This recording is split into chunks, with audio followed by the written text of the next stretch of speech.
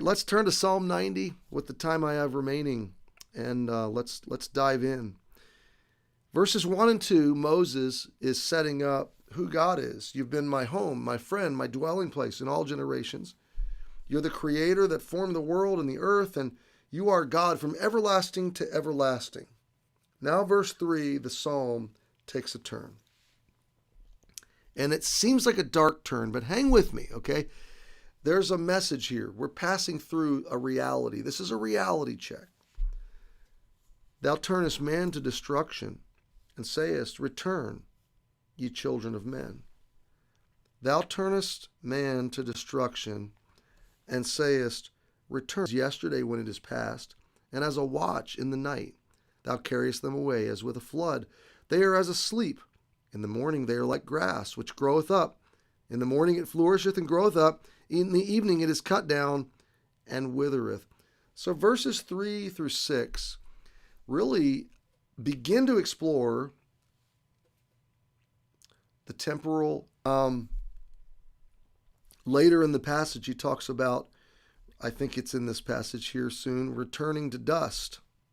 Well, like the grass grows up and is cut down, okay, and withereth.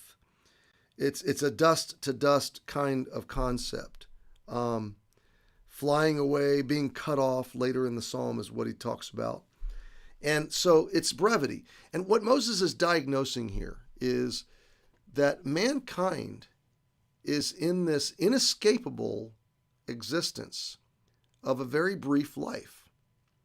Even if I were to live 1,000 years, it's like one day to the Lord. That's what he says in verse 4. And it's like a watch in the night. It's just like a few hours. Moses, again, is getting this cosmic view. He is seeing coming to the end of his life. So an entire generation pass away under his leadership of his own life. And the next generation, it seems, turned us over to destruction. We're stuck. Literally flew by on this path. And he says, God, we all have an appointment. Turned us over to an appointment with death. And God, you say to us, return, repent. That's the New Testament word for it. Turn back. Come back to me. Moses says, God, you're my home. But the general state of mankind on planet Earth, that's what he's talking about in verse 3, the race of men is in a state of death, walking dead people.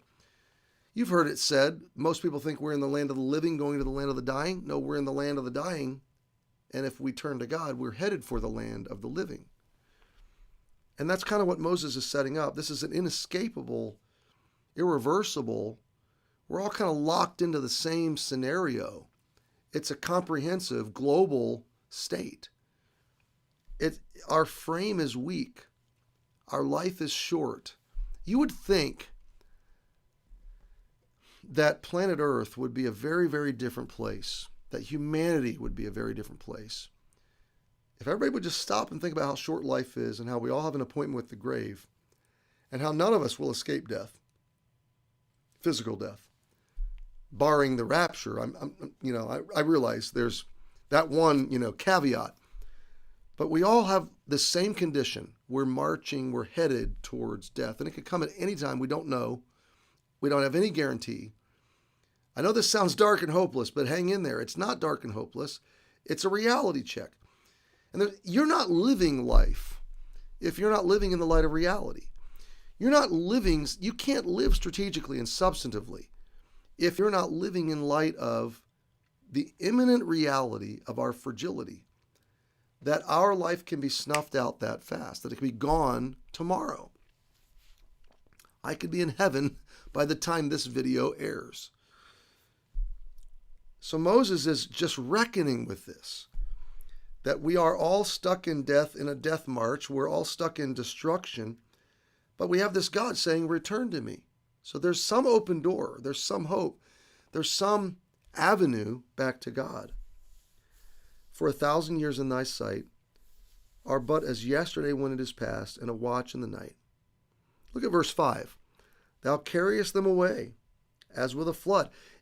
Again, this cosmic sweeping view, this generational, multi-generational view of humanity. It's like God is saying, think about all the people on the planet that in a time span of a year or two or 30 or 40, entire generations are swept away, and a new generation comes in, and they're swept away, and a new generation comes in, and they're swept away. Thou carriest them away as with a flood. The flood of death sweeps across every generation.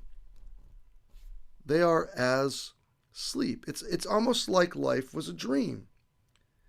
It's almost like, wait, it goes by so fast. Did it really happen? Were we really there? It's that much, and then we're just a memory, if that.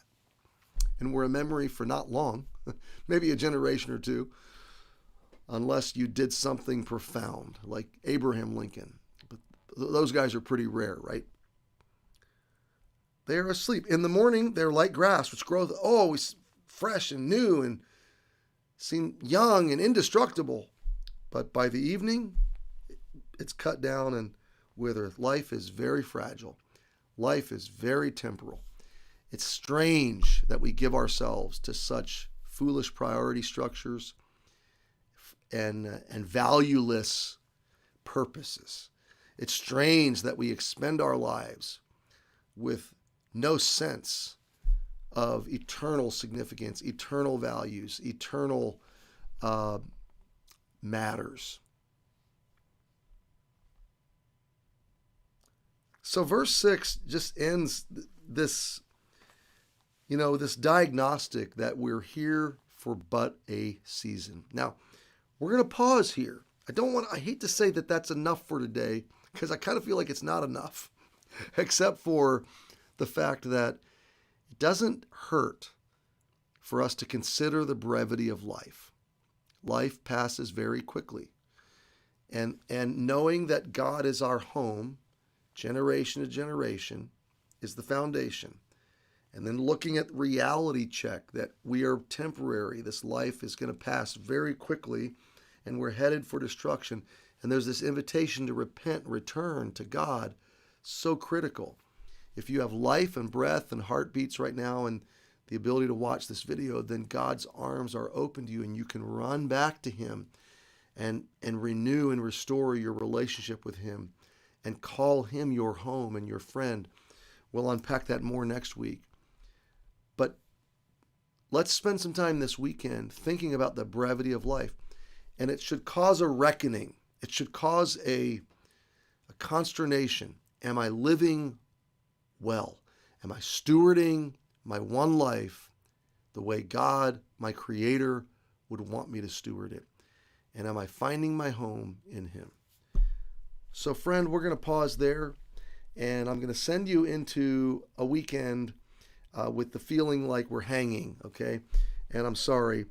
The psalm is going to continue forward explaining why we're stuck in this inescapable fate of death. This death trap happened. How is it made possible? Why is the condition that was an ancient gospel presentation? What is the psalm?